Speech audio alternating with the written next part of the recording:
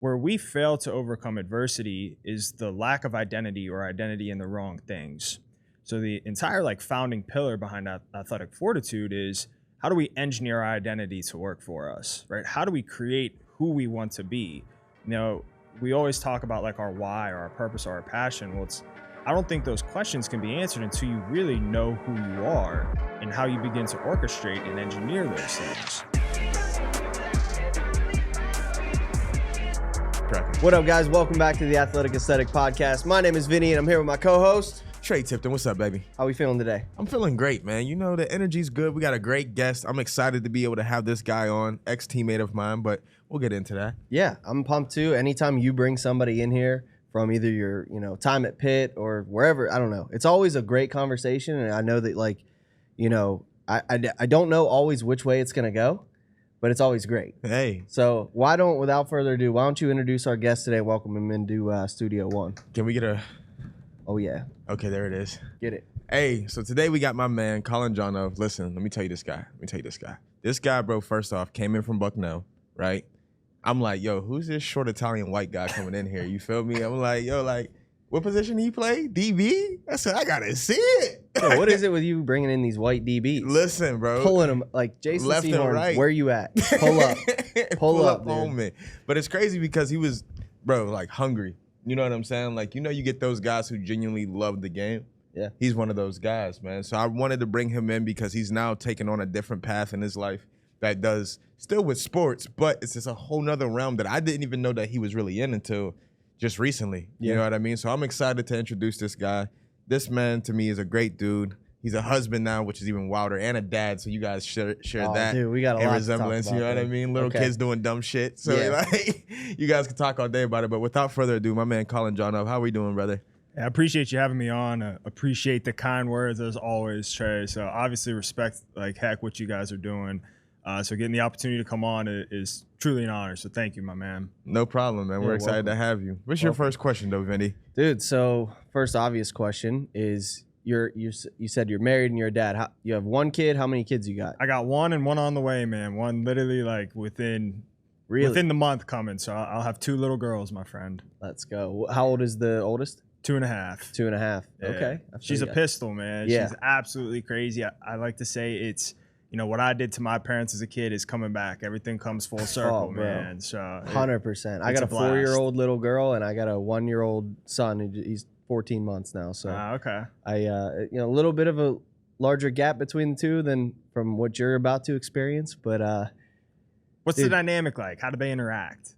It's interesting. Like, she's a great big sister. Like she loves the responsibility of being a big sister. Like when, if I'm changing a diaper, or like my wife is cooking something and needs a hand and Beta gets to go like be a helper, right. Dude, she comes back and it just makes her so excited. But at the same time, when he gets the attention and things like that, you start to see her. That's what I'm worried about is the attention aspect. Now that we got to share and disperse the attention, which she needs, by the way, she's getting spoiled. But that's what I'm curious to see is how she reacts to It's the best thing it'll be challenging for her. And that's like where you get, but it's cool because you get to step in and be the person that like she needs. What she needs is to like be understood, to be heard and understood that like, hey, I know, that it's like the first time she's feeling like some sort of, like emotions in that area for at least for my daughter, because she was there wasn't even really a lot of cousins her age, at her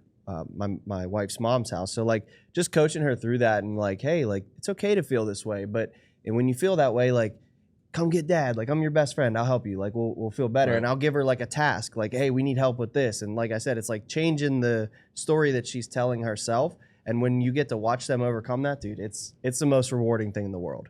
Dude, this is incredible. I mean, I'm getting parenting advice. Was the last thing I was expecting today, but that's awesome, and I can't wait to experience that and be that guiding light for my kids. So that's awesome that you got to share that experience. Yeah, I appreciate you setting that up too, man, because I don't get to talk about like fatherhood on the show that often. You know, I mean, I know that like our audience probably doesn't even come here for that, but let's talk about it. Shoot. Yeah, I mean, no, I think that creates a really good connection, and I think that like when I know like where you're coming from sitting over there and like the things that you're dealing with and you're thinking through, like it just makes the conversation better. Okay. So then I got a question for both of you fathers.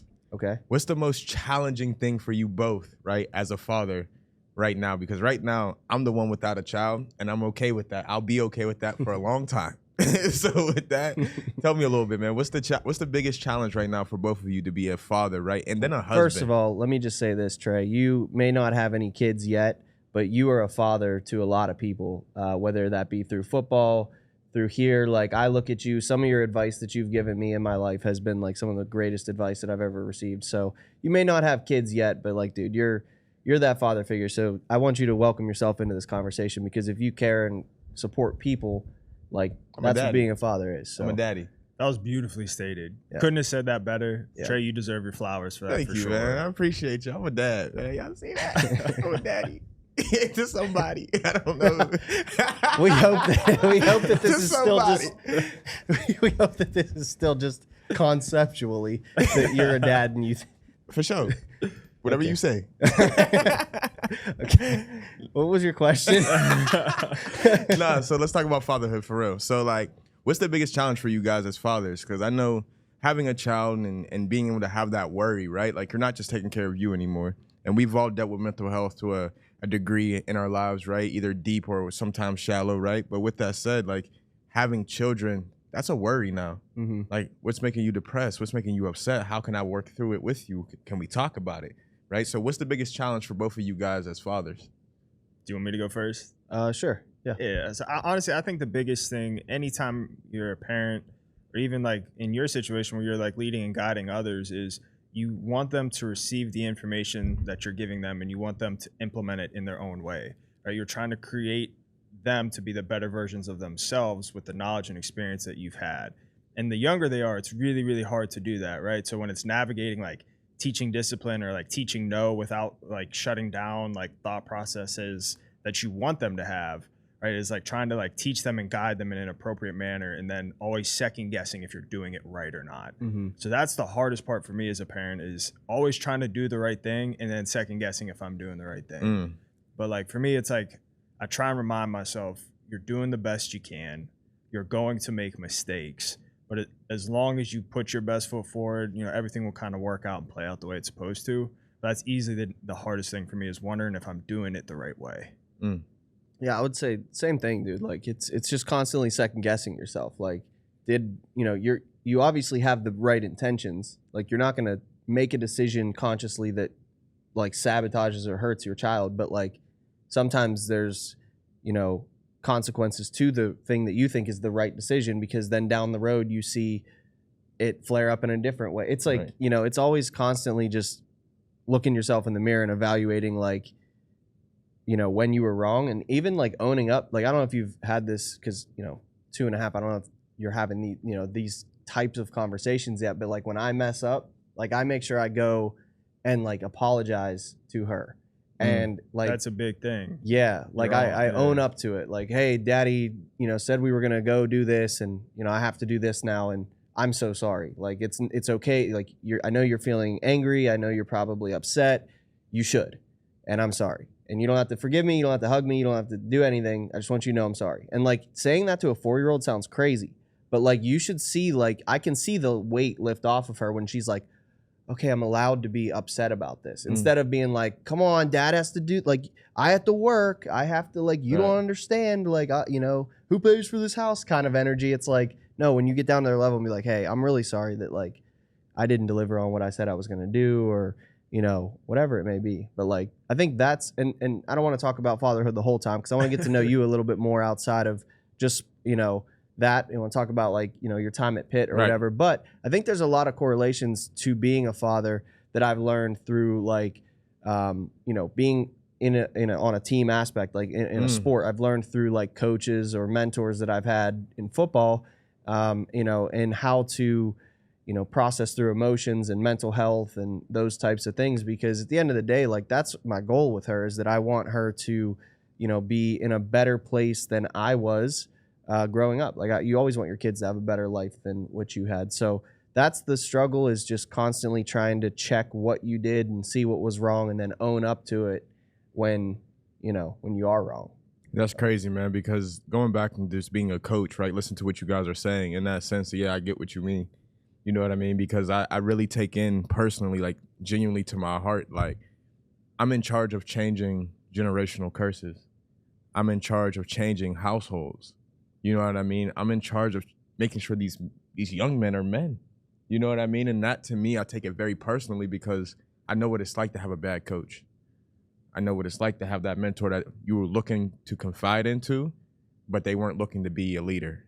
You know what I mean? And that, to me, like, it kills me because I got a lot of kids now. Like, I got some kids who've been living on their own since they were 14. Like, bro, I couldn't imagine to be 14 years old living by my dolo. It just wouldn't work for me. You know what I mean? Then I got another kid who has done stuff that I wouldn't agree with, but his reasoning for doing it, it makes so much sense. You know what I'm saying? So it's like, when you see that, it's like, how do I guide this kid the proper way, right? Yeah. Because I can see your reasoning, but it's not the right way to do it. The easy route is to just yell. The easy route is to just raise your voice and, I'm your dad, or I'm your coach, or I'm your mentor. You should just listen to me. Like, it doesn't work like that. No. It just doesn't, because it might work temporarily, but in the long run, like, there's resentment, there's, it'll flare up in other ways. So, this I know this conversation is gonna be so great already. So I appreciate you coming in, man, and opening up to us here. Sure. I want to learn just with you guys and with the viewers. How did you guys meet? Where are you from? Where were you born? Where were you raised? Tell me a little bit about yourself. Yeah, absolutely. So, I mean, I'm right outside of Pittsburgh. I was Murraysville area. Went to Franklin Regional High School. I always knew who Trey was because Trey was a legend, obviously. But Trey and I didn't get to meet till my 5th year at Pitt. So that's when transferred in from Bucknell, like he said, and I got to meet Trey and ultimately spend my final year with my guy. But it's an interesting path, right? I think any athlete you talk to, it's never exactly how you picture it. Never. So obviously a small school guy like Franklin Regional, just one of those guys that happened to be one of the best in the town, right? 3 sports: football, baseball, basketball. Obviously you develop that ego at a young age, but thought I could take on the world. And that's come back in a different bit of a way, right? It's less egotistical and more like a drive to want to do some special things. But, I was fortunate enough to, like I said, play Division I football at Bucknell University. Had a litany of injuries there, man. That was that's probably to this day a big story in my life. Like even, today, 3 knee surgeries in the last 6 months. Looking over a 13-year period in my athletic career, 10 of those 13 years, either, tore ligament, broke a bone, needed surgery, had some type of serious concussion where I missed multiple weeks. So how I got to Pitt was, I had a 5th year of eligibility because I tore my ACL at Bucknell. I had the opportunity to go back, but it would have been a weird situation. And I was like, I want to challenge myself. I want to prove I can play at that level. And even when I got to Pitt, man, it didn't go, the way that you envision. I show up there, probably everyone thought the exact same thing, this little short white Italian dude. I show up, not on the depth chart. I'm like, dang. I'm like, how many times in your life have you had to say, yeah, but my technique's really good? Well, it's funny because, like, even though I'm white, I can run. Yeah, no, that boy can run, bro. Like, real shit, he can run. So any opportunity I got, I was like, I got to show I can run. So we'd be going in, like, scout team drills, like trying to give a look, and I'm flying down that field, just trying to do anything I could to give myself an opportunity, right? And ultimately, it panned out, for me in that sense. So, like I said, I started not on the depth chart, ended up being a special teams guy, didn't get to be the defensive player I wanted, but really got to letter, participate in almost every game, make some big special teams plays, and, it was ultimately ended up being a dream come true for me to play at Pitt. Yeah, that's awesome. I wish, like, looking back now, I played Division II football at West Liberty, and I just was like loyal to a fault to that program for like no damn reason, dude. Like I never got an opportunity there. Like me and the coaches beefed with each other, like, and for some goddamn reason, I was like, nah, dude, I'm sticking it out here. Like, this is for me. This was before the portal. Like, this was like, I don't know. It just was before. It was a different era of college sports, especially when you're at the D2 level. Like, it's just, I don't even know how I would go about transferring a school at that time. I was just like, it's just easier to ride this out here, dude.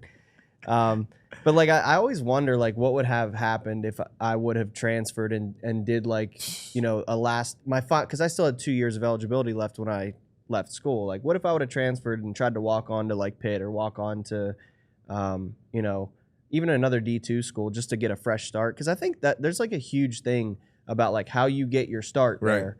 It like really plays into like how your career goes there. Because my first year I got redshirted, but I had like probably the best showing in camp and everything that year. They just redshirted me because we had 4 All-Americans starting at wide receiver that year. Legit, all 4 wide receivers that year were All-Americans. Like unbelievable. 2 of them went to the league, had like or one at a tryout, one was in the preseason with the Seahawks.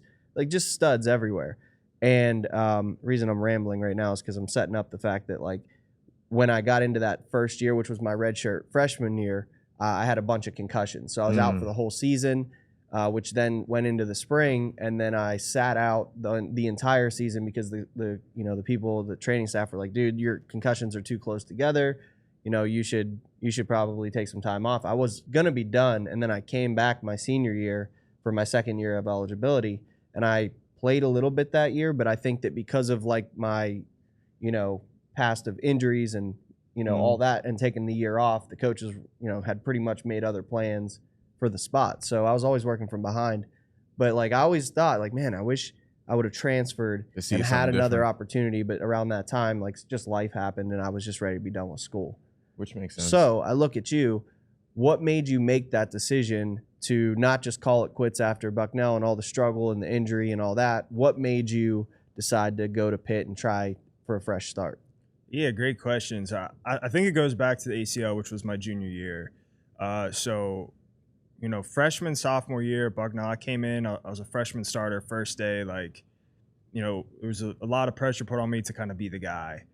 First game, freshman year, break my leg. Come back the next year, camp, fracture my shoulder, separate my shoulder, tear my labrum. Played the whole year with that and was truthfully like bad, hated football. Lot of late nights just like laying in my bed, just staring at the ceiling, like not liking who I was, right? Feeling a disconnect from my teammates and coaches because I was like truly performing poorly, knowing that, you know, I'm making the choice to play injured and, you know, kind of using it as an excuse, like I'm not myself out there, I'm not playing. So I'm really hating football at this point. Playing though, because like I'm good, the team needs me, whatever. Junior year comes, I have a good off season. I'm getting ready, excited. Boom, I tear my ACL first week of camp. And there was something when I came out of surgery and I'm laying there looking at my leg and I'm like, nah, like it can't end this way. And I think that time off really rejuvenated my love for football. And to the point where I was like, I have like to prove to myself that like I can still play at the level I know I can. And so senior year at Bucknell, I had a really good year, all conference player. I had, you know, had a player on Sports Center. That was pretty cool. And then when it came to that year, I knew I wanted to play corner, again. safety? I was corner at Bucknell. Corner? Yeah. And so I knew I wanted to keep playing. But Bucknell had this weird rule where like you had to sit out a semester because they graduate everyone in 4 years. And I was like, no, I want to graduate with my guys that I came in with. And I have this itch to prove to myself, like, despite everything I've been through, I can still play at that level. You know, and it was a mindset shift because I used to want to prove everybody else wrong. But it got to a point where I wanted to prove myself right. I was like, I owe this to myself to at least try and never have to wonder in my life, like, was I good enough? Yeah. And so for me, like, it came down to a couple of different local schools, ultimately Pitt and Penn State. And my uncle played an awesome role in helping me get recruited. He's a head coach at Westminster. He has a lot of connections in the world, so he was helping me send out my film. That's your uncle? Benzel, yeah. He's your uncle? Yeah. That's my dog, man. Yeah. He's a great dude. He's the best. That's seriously your uncle? That's my uncle, man. He's small mother world, man. Yeah, he helped me through a lot in my life, so I owe him a lot. He's the best. He's given me some of the best life advice ever. But yeah, and so like Pitt, man, I grew up a huge Pitt fan my whole life. So like it was impossible for me to turn down the opportunity to try and play at Pitt, to get, you know, preferred walk-on offer. You know, and I was like, yeah, like let's do it. And you know, for me, it was just really, I just really wanted to prove to myself I could play at that level. Yeah, I love that, man, because it's like healing for me because I rarely meet people that, I've met you and you've had struggles with injuries and all that, but I've rarely had somebody that I think relate to the most as far as like timeline of how my career went. Seems like, honestly, you got to have the second part, and that I always wondered what that was like. Right. Because I had the same thing. I had like an incredible off season, and when I took that year off, it was the hardest first semester I ever had because all my friends or players on the team, they're at practice, they're at workouts, they're whatever, and I'm just at school. And I became like really depressed that year. And then that winter break, I went home and I was delivering pizzas like on Christmas break at my wife, girlfriend at the time, her uncle owned like a Fox's Pizza. And so I was like, hey, I just need a job for the next month. I'm going to, you need a delivery guy, I'll do it. And I just drove around that entire 2-week break and delivered pizzas. And I was just thinking about like that last, you were miserable, that last semester of not having football and like what's life like now? Should I even go back to school? Like, and I remember like, I don't know if it's funny to like say this, but like Wale dropped that album Ambition. Ambition. That was my joy. And that shit was like on repeat in my car. And I believe that manifested me wanting to come back and play football. It was a combination of like that album. Westlip got new yellow jerseys. I'm not even kidding, dude. I'm not kidding. They got an alternate jersey and that sealed the deal. I was like, I'm fucking coming back. I'm coming back. I'm not even kidding. I texted my coach and was like, hey, if I wanted to come back, like, I know I told you guys I was done, but like, would there be a spot on the team for me? And he was like, you weren't on scholarship, of course. He didn't say that, but I don't know why I had to ask. No, but there's something behind the tag of an injury, right? Like when you get that injury tag on a team, for some reason, coaches look at you differently. They act like you purposely got injured. You know what I'm saying? Like, oh, you went out of your way to get hurt? Does it look like I went out of my way to get hurt? Especially when you get like a concussion. Like, that's something that like, bro, like, we're not who our coaches had to be. You know what I'm saying? Where they played with 13 concussions. Yeah. Coach asked them where they're at. They said Mars. Yeah. And they still went out there and played. That was like the difference for me is like when I came back, like I had a crazy spring ball. Like I killed it. And I worked out so hard that summer and I came back and I didn't get the opportunities. Like you said, you went and you came back and then you had that all conference year. And I didn't get that. And I think that's for me, like, because I was like, I felt robbed from opportunity because of my past on the team. I felt like I was just done with the sport in general and I didn't transfer and, all that. So like, I don't want to cut your question off, but you seem like, okay, ready? Go ahead. Okay. Go ahead, Trey. So I wanted to ask you, man, like your experience at Pitt, what was it like for you? Because we all have different experiences, right? And I have my personal feelings towards it, and you could probably guess because we've been in the same locker room together. But in the same sense, man, like that injury tag, it is a real thing. Like once you get it tagged upon you, like sometimes I look back at it the same way that you do. Like maybe I should have transferred and tried to be somebody else's number one. Because I don't think I was a bum. And I have a lot of people around me who told me, like, bro, I think that I should have been playing, right? Yep.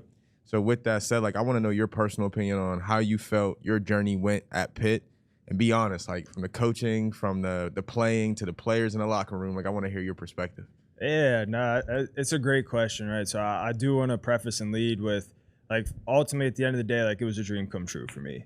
To get to wear the script, to be a part of Pitt, to wear the blue and yellow, at that time, too, blue and gold, like, from the time I was a little kid, that's what I wanted.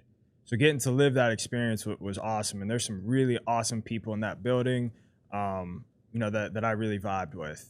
Obviously, I think any university that you go to, there's going to be coaches and people you don't vibe with, right? So, there was a couple coaches, who said some things to me. Serious eye contact right now. But there were some coaches that would say some like crazy stuff to me about like why, like, I got less playing time or wouldn't play. And I would just be like, if this was said publicly, I don't think it would be okay.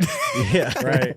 But, for the most part, like, love the teammates, guys. Like, I mean, lifelong relationships, so love the guys. Obviously, I think maybe there was a couple teammates I probably like wouldn't, hang out with. I can name two right now. Yeah, but for the most part, man, like, you guys were awesome. You guys are what made the experience great. Like, honestly, and like throughout my journey, right, starting at the bottom and kind of working my way through, you guys were always hyping me up, film room, pro day, throughout the season. Like you guys were always, encouraging me. And, that's what like I appreciated the most and I felt like I earned it too. It didn't feel fake. It was like real and authentic support from one another. So like, I have nothing but good things to say about Pitt. Obviously there's things I wish I could change, but everything happens for a reason. But I couldn't speak, more proudly of my experience at Pitt because of what it taught me later in life too. Yeah, and that's kind of where I want to go next is, so your time at Pitt is up. What does life look like for you, after college up until I guess now? Like, yeah, great question. So honestly, like the biggest change in my life, and Trey and I were talking about this off air, was after Pitt, I had the opportunity to go to mini camp with the Buffalo Bills. And probably anyone who knew me could have told you I wasn't going to make the roster. But in my mind, like it was only I'm going to be in the NFL for 10, 15, 20 years. I never thought about life after football. To me, it didn't matter what the odds were or what was stacked against me. Like to me, it was football only. That's who I was. And so 4 days, boom, I get cut. I'm done. And what I frequently say, man, and I found myself saying this more and more, but it's true, is like it was like a piece of me died that day, right? It's like my entire identity. It's like everything I put my self-worth in was now stripped from me. Didn't matter I was well educated. Didn't matter I had multiple degrees. Like all I ever cared about was sports, and in particular football. And so I went through a period where, I try and be very specific with my language. I wouldn't say I was depressed, but I was sitting in this pool of like self-pity where I'm like, poor me, like, what am I going to do? Who am I? And so for me, it was probably about a month of just like living an unhealthy lifestyle, like, not eating correctly, not training, not doing the right things to take care of myself. And I was like, nah, I can't do this. I'm a month in, I'm engaged at this point. I'm like, nah, like I have to change my trajectory of my life right now. And it just kicked off this, period of self-education, talking with different sports psychologists, talking with, former teammates, current athletes, where I had to educate myself on what I was going through. And so, through a period of trials and errors with different podcasts, different business ideas, I finally came to Athletic Fortitude, which is the company I started. And the key part of that is like the fortitude, right? And it's how do we build mental and emotional fortitude? And so through the different conversations I had over the years, through the, thousands of books I've read, that's an exaggeration, but like you get the point. Like what I came down to was like, where we fail to overcome adversity is the lack of identity or identity in the wrong things. So the entire like founding pillar behind Athletic Fortitude is how do we engineer our identity to work for us, right? How do we create who we want to be? We always talk about like our why or our purpose or our passion. Well, I don't think those questions can be answered until you really know who you are and how you begin to orchestrate and engineer those things. So that's the entire purpose is, engineering that fortitude so I can withstand the ups and downs of anything, because it's rooted in my identity to be able to be fortuitous, to be able to overcome challenge, right? And that's like everything I'm doing. So, I have a podcast myself, the Athletic Fortitude Show, have some cool different dimensions coming up there with the different types of people I'm interviewing. I also have like a weekly newsletter, but the grunt of the work is working with athletes, it started with professional Olympic. Now it's working its way down to college and high school, but trying to coach these athletes into engineering their identity and truly picking who they want to be and not letting the world tell them who they are. That's awesome, huge. dude. That's actually huge because that's something that I'm very passionate about. And I know you know my story and some of the stuff that we've been through personally, but ultimately, bro, like this is what we needed and what has been needed for a very long time, right?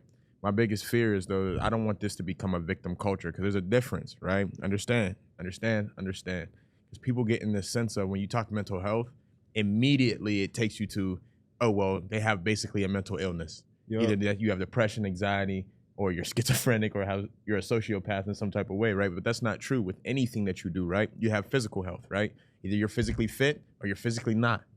Same thing mentally. How much are you doing to take care of your brain? How much are you doing to take care of yourself? Those two things correlate, right? So when you get athletes consistently, right, talking about like, well, I'm just not in the right mental headspace. Why is that? I think that's the question that coaches are not asking.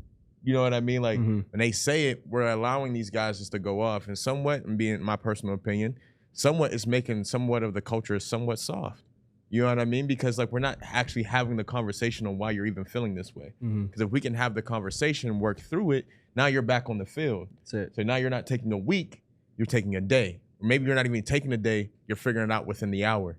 Because there's small things, bro. Like, for example, when we've all dropped a pass and or missed a tackle, right? Never. That's why you were the legend.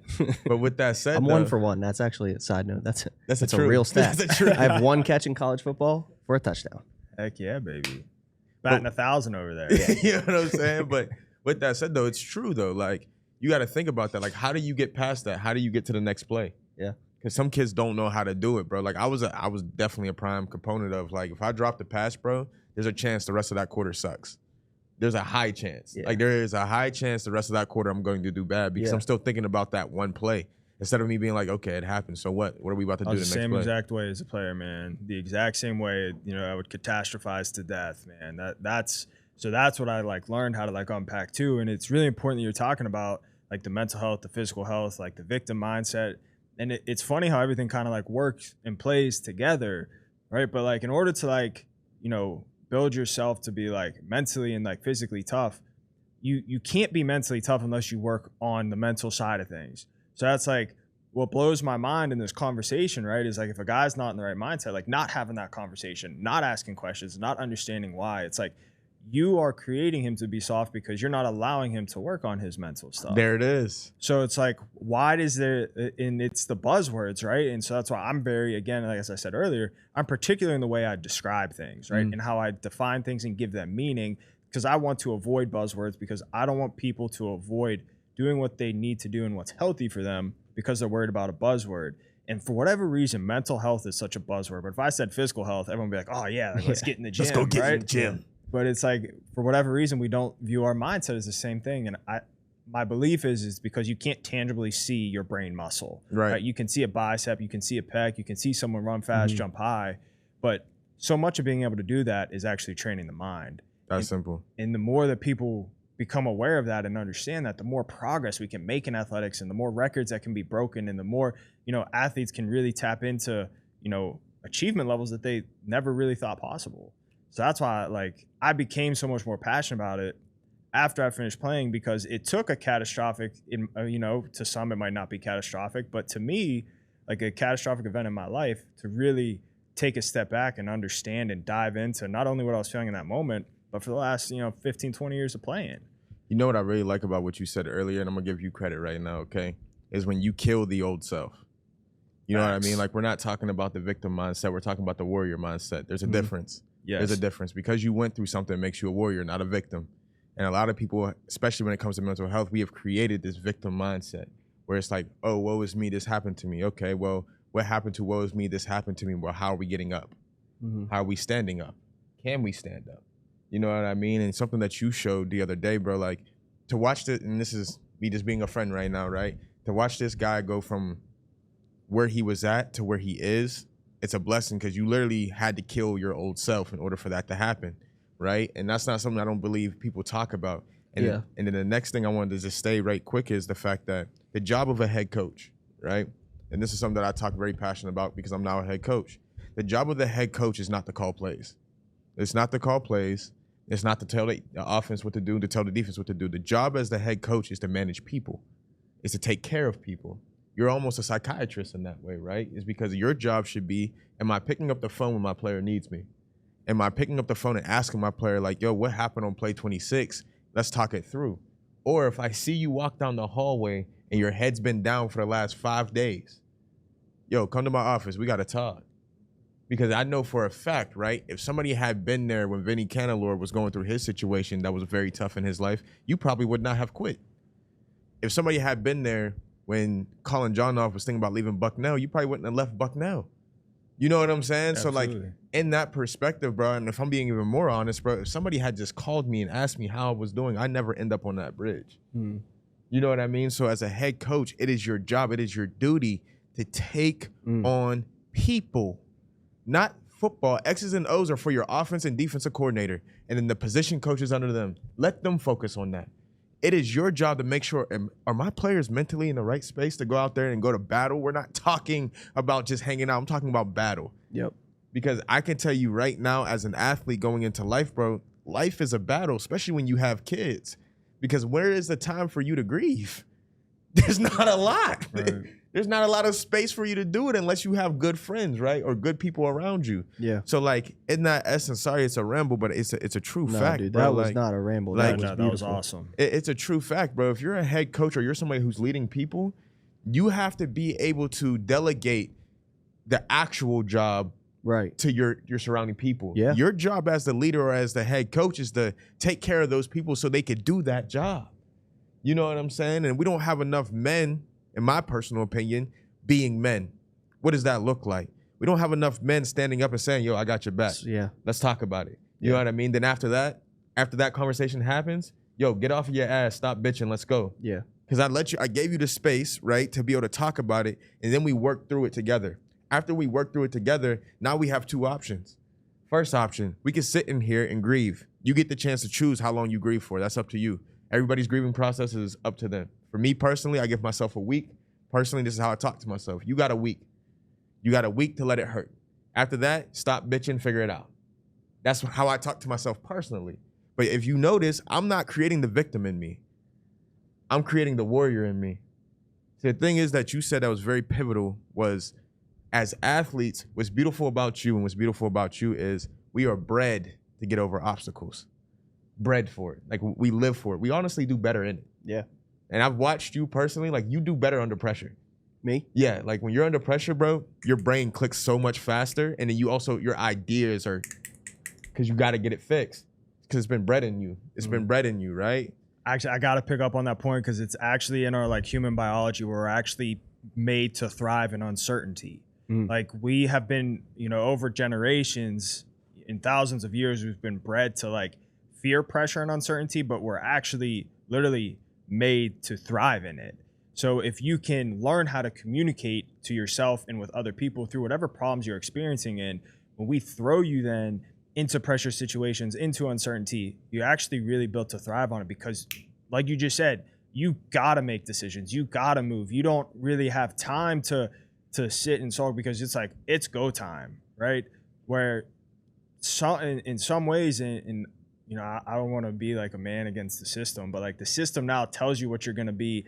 And it's like they are repeatedly beating you down years and years and years to the point where then you get thrown into pressure and you don't know what to do. But if we had taken a different approach, through youth sports, through education, through, having these communicatory conversations, we'd actually be phenomenal in pressure situations because we're built to be awesome in pressure and uncertainty. So I love that you said that. For sure. I want to see your opinion on that.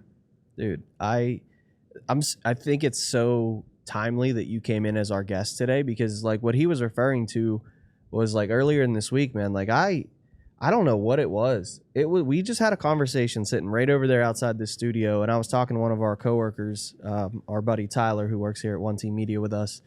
And bro, we were literally just set up to like talk about our daily tasks and stuff. And this conversation just started, and it just started to evolve. And then Jesse pulls up his laptop, Swing shows up, Kick shows up. We're like ready to have a meeting.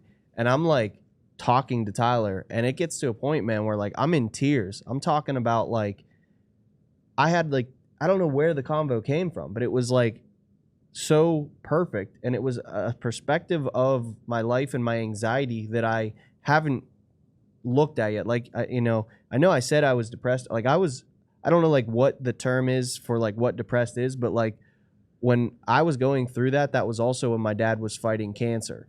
And so I left football, left school, went home. I'm taking care of my dad who's fighting cancer every single day. I'm watching him just wither away and become more and more sick. And, then I'm going through relationship struggles and like it all happened for me at one time. And it was definitely the lowest I've ever felt. And I don't know what being depressed feels like, but if that's what it was, I don't know.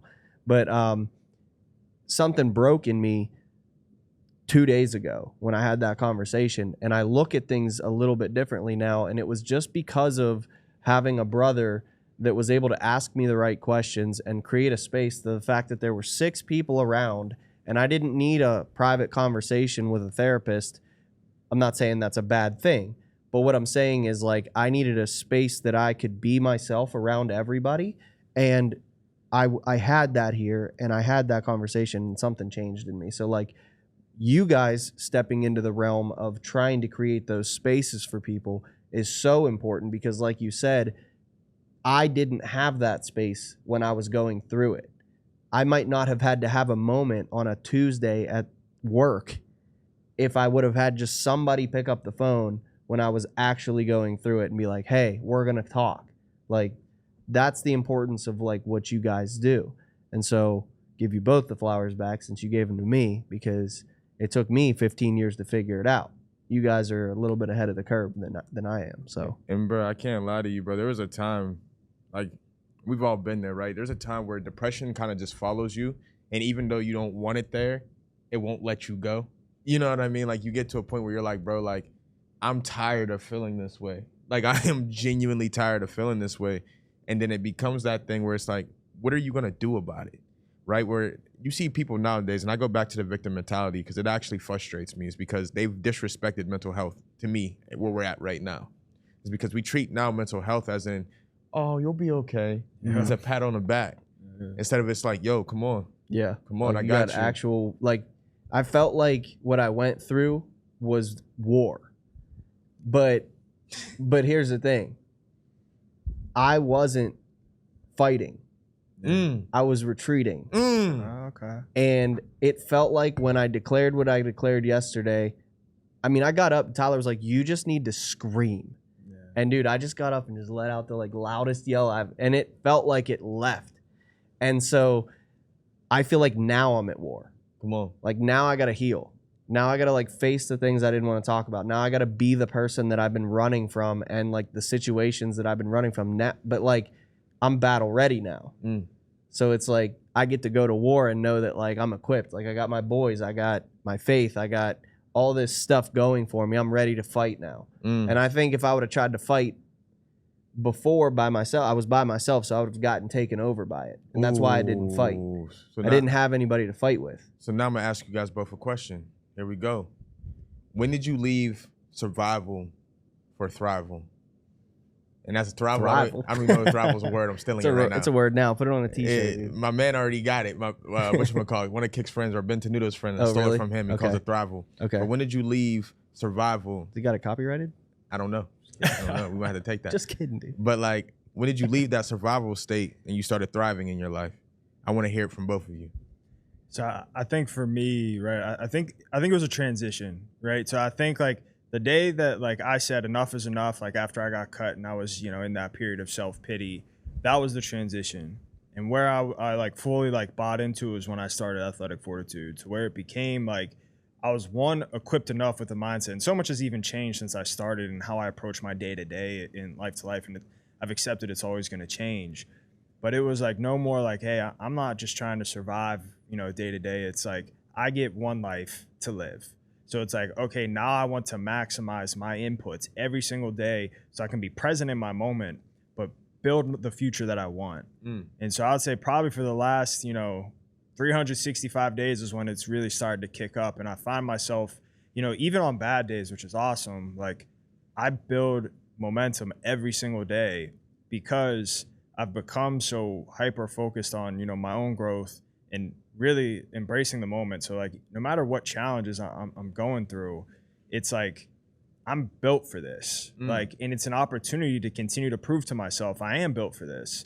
So it's like, bad things always happen in threes. That's like the 3 knee surgeries, for me. And then it's like my grandfather passed away unexpectedly, who played a huge role in raising me. And so all that hit me at once, to where I was probably in the most emotional and physical pain I had ever been in. But it was like, I was okay. Like, I knew I was okay. And I was like, I don't like feel that like depression, like I'm sad. Yeah, but I can, be joyful in this moment and grateful for the other aspects of my life. And it took me a long time to get there. And it's always an evolving and growing process. But it's like, now I just look at, tough times as like a good thing in a way, because I know at the end of a tough time is always your better days. So it's like, if I can dominate during the tough times, it's going to make the better days even better. 100%. And I always know that it's coming back around, right? Life is cyclical. So when I'm in a tough period, it's like, okay, I can endure this. I'm built for this, but I know better days are coming around. Dude, no doubt. I couldn't agree with that anymore. Like, it's spot on. The whole like mindset. We did a whole episode one time on the highs and the lows, and like finding comfort and raising the middle ground. And it's like, if you can realize that in the lows, but to go back to my point of, you know, why it's so important to talk about it is not to be cliche and be like, we care about mental health. The reason is because if I had one person that could have like led me through that phase of life, I don't know that I would have made the series of decisions that I made after college when I just ran from everything. So it's like, you know, we all need people to check in. We all need people we can be comfortable with. And like, to answer your question, like, when did I know? Dude, you're sitting in it. Like, that logo was on a 20-inch screen in my basement, and it was just me sitting with an iPhone and just talking about like, I'm going to go into art full time. I'm going to launch a podcast. I'm going to do all this stuff. Like, I stopped letting the world dictate how I lived my life, and I just launched a brand and went, dude, I was painting shoes out of a basement, and now I'm sitting in this studio with you on a daily basis doing podcasts. Like, and that's why I had that moment out there. Right. Was because I wasn't looking for that moment. I just am realizing that I'm living now in this thrival mode that you so, you know, coined right now. But like, I'm grateful that God got me through it. So like, that's why I don't take lightly what we do here, is because like, this is me in the vehicle of changing my life, and not only my life, but if the things shape out the way we think they're going to shape out here, this is not me flexing. It's a byproduct of the successes that my family's life has forever changed generationally. So when I can step into that realm, and like, I've never felt closer to God. I've never felt like my prayers have been answered more than they are in this moment. But like, again, it's cyclical. So it's like, I try not to get too high on the success. Well, I got to come back to that real quick. So where I challenge people sometimes, though, is don't be too stoic. It's okay to enjoy the good times. Like, you score a touchdown, celebrate it, right? You got stuff going in your life, celebrate it, man. You always want to be consciously aware, though, that life is cyclical. But that's where it really helps, is because when that bad hits, it's like, dang, this sucks. I'm built for it, but hey, I know another wave is coming. I'm going to catch that wave. I'm going to ride it. Right. I'm going to enjoy it. So I would challenge you, enjoy your moments, man. You've earned them, right? So like, I'm big on stoicism to a degree, but like, life's too short to not enjoy the good times. It's just not letting the good times make you naive. So it's understanding. Do me a favor, Colin. Go ahead and throw the mic, because you just dropped the mic on these people real quick. But like, that's like the big thing, right? Is don't be naive in the moment. You don't want to sabotage your good moments thinking like, oh, something negative's coming around, but being able to fully immerse yourself in it and be like, I'm going to love the heck out of this, because I know at some point this ride's going to end. Dude, this wave's going to crash, but hey, another one's coming. 100%. Dude, I find myself this is like a full circle moment in our conversation even. Like, that's what being a dad is for me. Yes. I get to be in those moments and like see how beautiful they are. And I immediately, the thought comes into my mind of like how fast she's growing up. Yes. And I'm like, okay, presence. Yes, like, I got to enjoy this and embrace this. And like, I don't care if we're jumping on the trampoline, or, you know, if I'm playing with her downstairs with Barbies or whatever we're doing together. I'm just like, dude, I want to be fully present and remember every little like thing about her in this phase of life. And so like, I'm grateful for that mindset now, because it's everything in this life is so fleeting. Like, wow, bro. Everything is, dude. Great word. It's good and the bad. It's crazy you said that, bro, because I'm sitting here thinking my next question to both of you was already answered by your statement alone, just because I was like, how do you, because people do it often where they self-sabotage themselves, right? But I feel like when you have kids, it's almost impossible to do that. Because if you do that, you know that the risk of you self-sabotaging yourself runs the risk that they might not get what they want. And I don't know about y'all, but like, that's my biggest goal in life, is to be a father. You know what I mean? So like, to have that, it's like, bro, I could be upset, but I can't quit. You know what I'm saying? I could be hurting and I can cry, but I cannot quit. You know what I mean? Because you guys both don't have a choice. And I'm not, honestly, as a friend, I'm not giving you a choice, because I'll be danged if my nieces and nephews are not having the best life that they could possibly think of. You know what I'm saying? And that's just how I think towards it. So even into conversation, right? I think it's a question for both of you still, is like, what have you done to remind yourself that like where I am at is better than where I was? Because like, I know we've all been to a point where we're like, man, this is the worst thing that's ever happened to me. And I just can't. And then next thing you know, you look at where you're at right now and you're like, I wish things would be better. Like, when do you actually enjoy the wave? Like, when are you Johnny Tsunami and you ride that mother? Like, cause I'm trying to. I personally, I could be honest with both of you. I'm gonna be as vulnerable. I hate using the word, but I'm going to. I'm gonna be as vulnerable as I can possibly be. Is like, I am personally learning. I'm actively learning on how to enjoy the wave. Like, when I say enjoy the wave, like, bro, like, it's hard, especially in this space that we currently work at, because things move so fast here. And it's like, we've only been here a year. And bro, we have turned up to the max. You know what I'm saying? Like, and it's only been a year. But then I find myself not really letting myself enjoy the crazy stuff that we've done, bro. Like, I got the chance to meet the king of Uganda through being here, bro. And I just looked past it like nothing happened.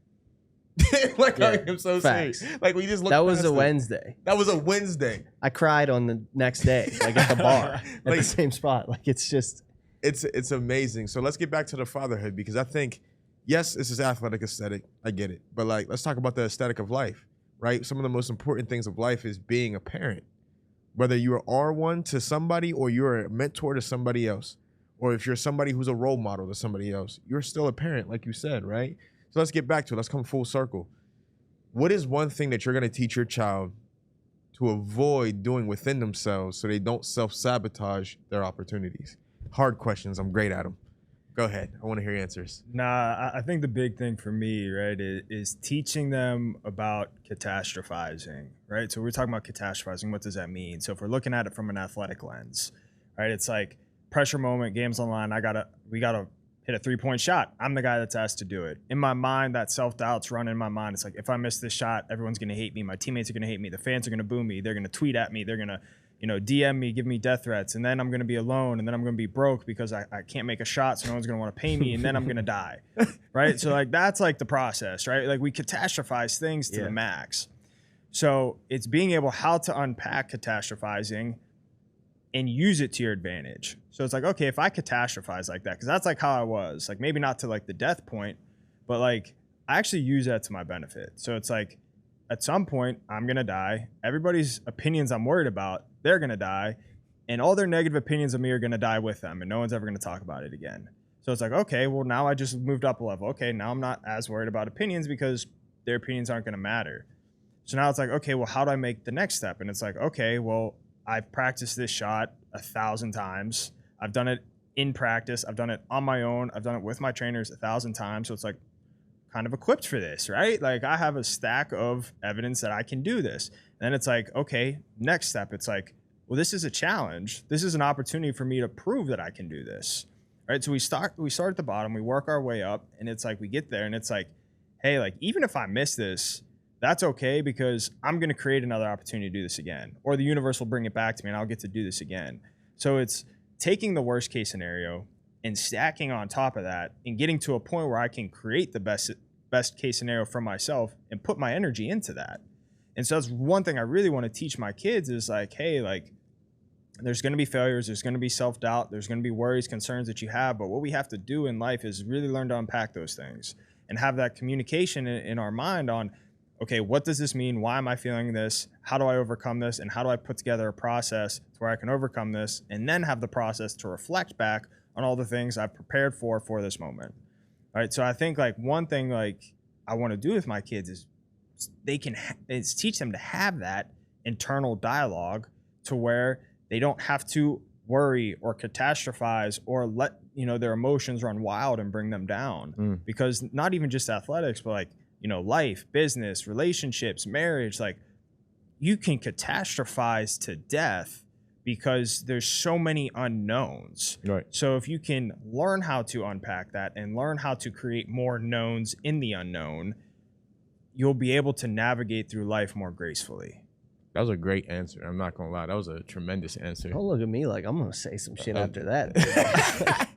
He said, I don't even want to Wrap speak. the pod up, dude. That's it. I mean, it's true. Like, I mean, all of that is exactly how I feel, and I don't just mean to be like It's all true. Like I'm really in the game of like trying to think through like what I know now and how to apply that to a 4-year-old. Like what I've been through and how to like make sure that I don't learn the lesson for her, but I give her the tools to learn the lesson herself. So it's, I think that's one of the biggest things that I had to learn is that I can't learn the lesson for her. Like she has to do it. But how I equip her will determine how she responds and learns the lesson. So that's what I'm constantly thinking about. It's raising kids is like chess, dude. Like you can't just yell and make them stop crying.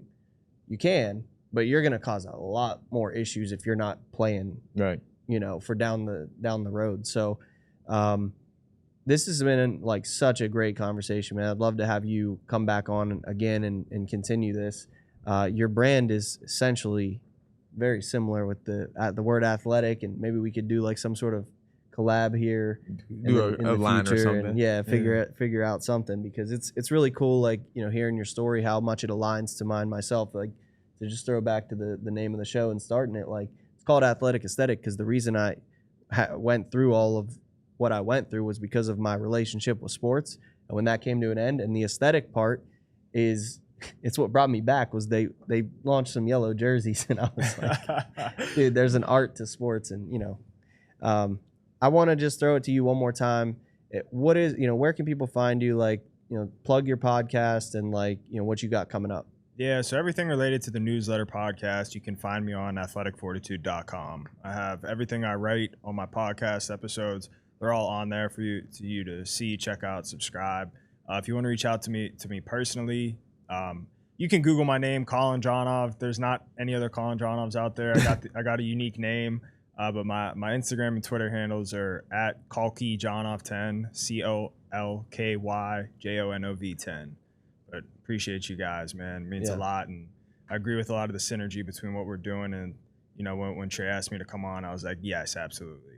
So, that's awesome, man. Thank you, guys. Yeah, this has been great, dude. Thanks for coming in, guys. Thanks for watching. Make sure you're subscribed to the channel.